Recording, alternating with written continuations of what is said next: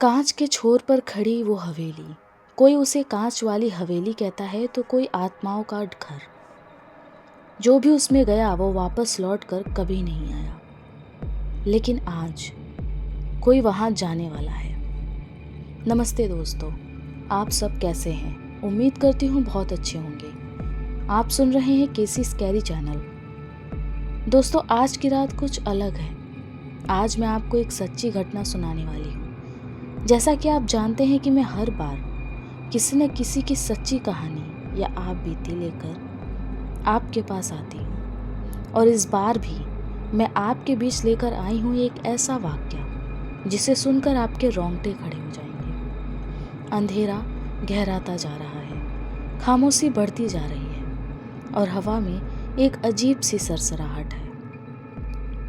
कहते हैं जब चांद की रोशनी हल्की हो और रात बिल्कुल शांत हो, तब कुछ परछाइयाँ जिंदा हो उठती हैं। तो तैयार हो जाइए डर और रहस्य से भरी इस सच्ची घटना के लिए। और हाँ, मेरे चैनल को सब्सक्राइब करना ना भूलें, बेल आइकन ज़रूर दबाएं, और अगर आपके पास भी कोई ऐसी ही दिल दहला देने वाली कहानी है तो मुझसे ज़रूर शेयर करें।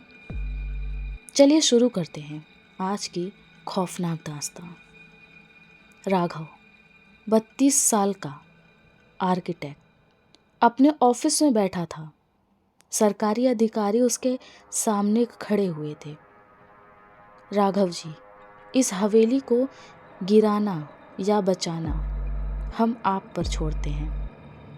आप वहां जाकर सर्वे करिए। राघव मुस्कुराया। पुरानी इमारतें मेरी कमजोरी हैं, मैं वहां जरूर जाऊंगा।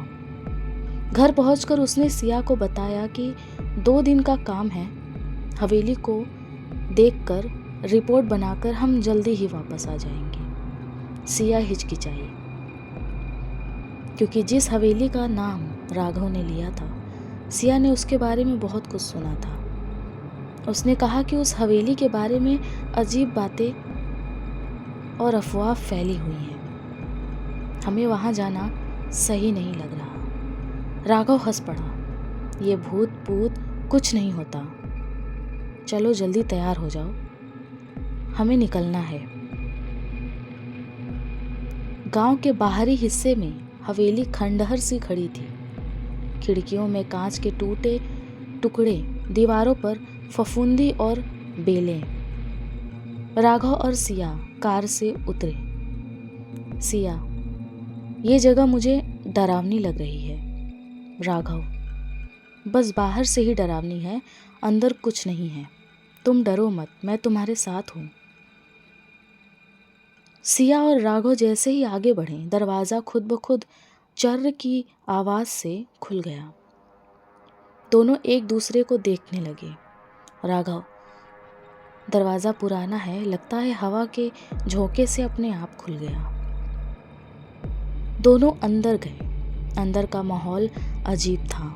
हर कमरे में टूटा कांच, दीवारों पर पुरानी पेंटिंग। सिया ने कैमरा निकाला और रिकॉर्डिंग शुरू कर दी। कैमरे में एक आकृति सी चमकने लगी। सिया बोली, तुमने देखा? राघव, नहीं तो। सिया, कैमरे में अजीब सी आकृति दिखाई दी। राघव हंसते हुए, तुम पागल हो गई हो। रात को हवेली के एक बड़े हॉल में दोनों ने अपना बिस्तर लगाया। बाहर तेज हवा चल रही थी। दीवार के टूटे कांच में अचानक अजीब सी छवि बनने लगी। पहले एक धुंधला सा चेहरा, फिर पूरा शरीर। एक औरत, उसके चेहरे पर टूटे कांच का मास्क। सिया चीख पड़ी। राघव ने कहा, क्या हुआ? सिया ने कहा, मुझे यहाँ कुछ ठीक नहीं लग रहा है। हमें जितनी जल्दी हो सके यहाँ से निकल जाना चाहिए। अगले दिन राघव हवेली के तहखाने की ओर गया।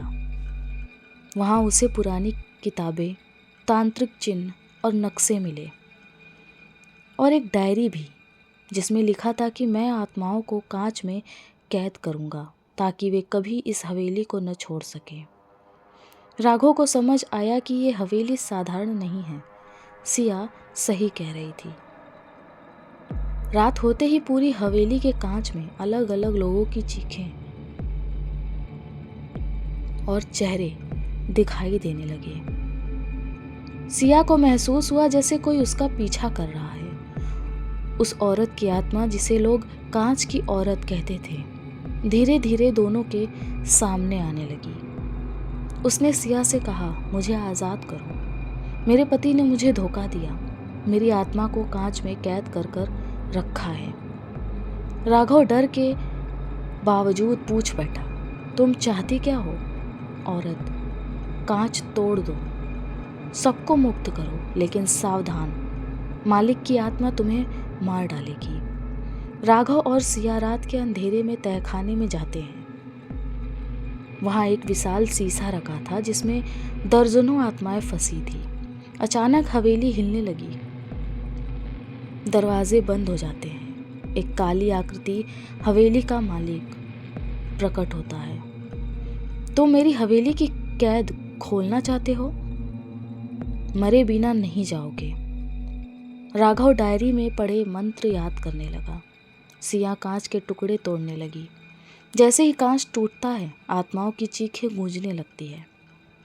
काली आकृति और जोर से हमला करती है। राघव सिया को बचाते हुए तांत्रिक चक्र के बीच मंत्र पढ़ता है। एक तेज धमाका, उसके बाद सुबह हो जाती है। हवेली अब वीरान नहीं बल्कि पूरी तरह ध्वस्त हो चुकी है। राघव और सिया बाहर खड़े हैं, लेकिन कांच में झलकती उनकी छवि अब वैसी नहीं। उनकी आंखें किसी और सी दिखाई दे रही थी। आवाज आती है कि तुमने हमें मुक्त किया, लेकिन खुद को कैद कर लिया। कैमरा गिर जाता है, वीडियो वहीं खत्म हो जाती है। और अचानक सिया और राघव की नींद खुल जाती है। सिया और राघव अपने घर के कमरे में रात के समय सोए और ये सपना उन्हें सताने लगा। जैसे ही सिया और राघव की आंख खुली, उन्होंने पाया कि दोनों एक ही सपना देख रहे थे। और ये सपना उन्हें क्यों, किस लिए आया, ये उन्हें मालूम ही नहीं पड़ा। लेकिन सबसे अजीब बात ये थी कि जब राघव अपने ऑफिस पहुंचा तो उसके सामने एक कॉन्ट्रैक्टर खड़ा था और उसने एक हवेली का कॉन्ट्रैक्ट राघव को दिया और कहा कि ये कांच की हवेली है, इसे तोड़कर यहाँ एक होटल बनाएंगे। राघव ने जब उस हवेली का नाम पढ़ा तो उसे अचानक से दिमाग में कुछ खनका और उसे याद आया कि उसने इस हवेली के बारे में पिछली रात सपना देखा था और वो सपना सच होता दिखाई दे रहा है।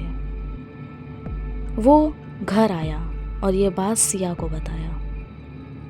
कॉन्ट्रैक्ट बहुत बड़ा था, इसलिए राघव ने मना नहीं किया, लेकिन सिया बहुत घबराई हुई थी। पर दोनों को अब भी लग रहा था कि हो सकता है ये एक इत्तेफाक हो। सपने में दोनों ने उस हवेली को देखा था। उस हवेली की खूबसूरत सी तस्वीर उनके आंखों में जैसे जम गई थी। सिया ने साथ चलने के लिए हामी भर दी और जैसा कि सपने में उन्होंने देखा था, दोनों तैयार होकर सामान पैक करके उस हवेली की तरफ निकल गए। कुछ ही घंटों में उन्होंने रास्ता तय करके मंजिल पर पहुंच गए और जैसे ही वो दोनों गाड़ी से उतरे, उनकी नजर सीधा हवेली पर गई और उनकी आंखें फटी की फटी रह गईं। सिया और राघव ने देखा कि हवेली सेम टू सेम वैसी ही है जैसा उन्होंने सपनों में देखा था। बाहर से बिल्कुल वैसा ही खूबसूरत सा बना कांच का महल और भीतर से जाले लगे हुए टूटी हुई दरवाजे और खिड़कियां और सीढ़ियों के पास से जाती एक दीवार जिस पर पुरानी पेंटिंग, वही पेंटिंग जो उन्होंने अपने सपने में देखा था। दोनों घबरा गए। हालांकि वो भीतर आ चुके थे और दरवाज़ा अपने आप बंद हो गया था। राघव के हाथों से उस हवेली की फाइल छूटकर ज़मीन पर गिर गई, क्योंकि उसे ये सब बहुत ही अजीब लग रहा था। सपने में आया वो महल अचानक उनके सामने था। वो इस बात से डर रहे थे कि कहीं जो सपने में हुआ वो हकीकत में ना हो, और अगर ऐसा हुआ तो शायद ही वो बच पाए। राघव ने सिया का हाथ पकड़ा और बोला कि इस हवेली से निकलो, मगर उनकी कोशिश नाकामयाब रही, क्योंकि हवेली का दरवाज़ा खुला ही नहीं। राघव ने फ़ोन ट्राई किया, मगर उसका फ़ोन चला ही नहीं। वो बार बार कॉन्ट्रैक्टर का फ़ोन लगाने की कोशिश कर रहा था, मगर उसे फ़ोन ही नहीं जा रहा था। हवेली पूरा अंधेरों से भरी हुई थी। धीरे धीरे शाम हो रही थी। जैसे जैसे अंधेरा उस हवेली को घेर रहा था, वैसे वैसे सिया और राघव की धड़कनें तेज हो रही थी। 2 पैसे की लालच में मैंने तुम्हारी भी जिंदगी खतरे में डाल दी, राघव ने अपनी आंखों में आंसू भरकर सिया से कहा। सिया ने उसकी तरफ देखा और उसे प्यार से सहलाते हुए कहा, अब जो भी होगा उसे हम साथ में झेलेंगे, मगर ना तुम मुझे छोड़ोगे ना मैं तुम्हें। दोनों ने एक हवेली का कमरा चुना जिसकी खिड़कियां बाहर की ओर निकलती थी। उन्होंने खिड़की खोली, मगर खिड़की पर लगे अलग से लोहे के जाली जो कभी नहीं खुलती। थोड़ी हवा अंदर आ रही थी, जिसकी वजह से उनके घुटन में थोड़ी राहत मिली। उनको बस वो रात उस हवेली में गुजारनी थी। सिया ने राघव का हाथ अपने हाथ में रखा और कहा कि भगवान पर भरोसा रखो, कुछ भी नहीं होगा। मगर राघव को ये बात सताने लगी कि ऐसे कैसे हवेली का दरवाज़ा अपने आप लॉक हो सकता है। अगर ऐसा हुआ है तो ज़रूर कोई न कोई बात है। वो दोनों बिस्तर पर बैठे बस यही बातें कर रहे थे। मकड़ी के जाले और घर में घूमते बड़े बड़े चूहे उन्हें परेशान कर रहे थे। एक चूहे की हल्की सी भी आहट होती तो उन्हें लगता कि कोई है जो उन्हें डरा रहा है। आधी रात बीत चुकी। दोनों के आंखों में नींद जैसे गायब हो गई थी। देखते ही देखते दोनों गहरी नींद में चले गए, और जब उनकी आंख खुली तो सुबह हो चुकी थी। राघव ने उठकर देखा तो सिया के हाथ में बजरंगबली का एक छोटा सा लॉकेट जो वो पहनती थी उसने पकड़ा हुआ था, और राघव को पकड़कर लेटी हुई थी। राघव देखते ही समझ गया कि ईश्वर से बड़ा और कुछ भी नहीं। बजरंगबली ने उनकी जान बचा ली। सुबह होते ही राघव ने वो दरवाज़ा तोड़ा। हालांकि एक हाथ मारने पर ही वो दरवाज़ा खुल गया, जो रात में लाख कोशिश के बाद भी नहीं खुल रहा था। वो दोनों जल्दी जल्दी बाहर निकले और राघव तुरंत ही अपने ऑफिस गया और कॉन्ट्रैक्टर को फ़ोन किया। वो भी वहाँ पे पहुँच गया और राघव ने वो कॉन्ट्रैक्ट लेने से मना कर दिया। हालांकि बात कुछ नहीं थी, मगर एक डर था जो राघव को सता रहा था। पता नहीं उस हवेली में कुछ ऐसा था भी या नहीं। मगर राघव और सिया ने जो महसूस किया उस चीज़ ने उन्हें झकझोर कर रख दिया। हमारे ज़िंदगी में कभी ऐसी चीज़ या ऐसा मोड़ ज़रूर आता है, कुछ अनकहा एहसास या अनकही चीज़ें हमें सताने लगती हैं, जो हमारे सामने नहीं होती मगर हमारे डर का कारण बन जाती है। राघव और सिया के साथ भी ऐसा ही हुआ। एक अनजाना सा डर उनकी ज़िंदगी का सबसे बड़ा सबक बन गया।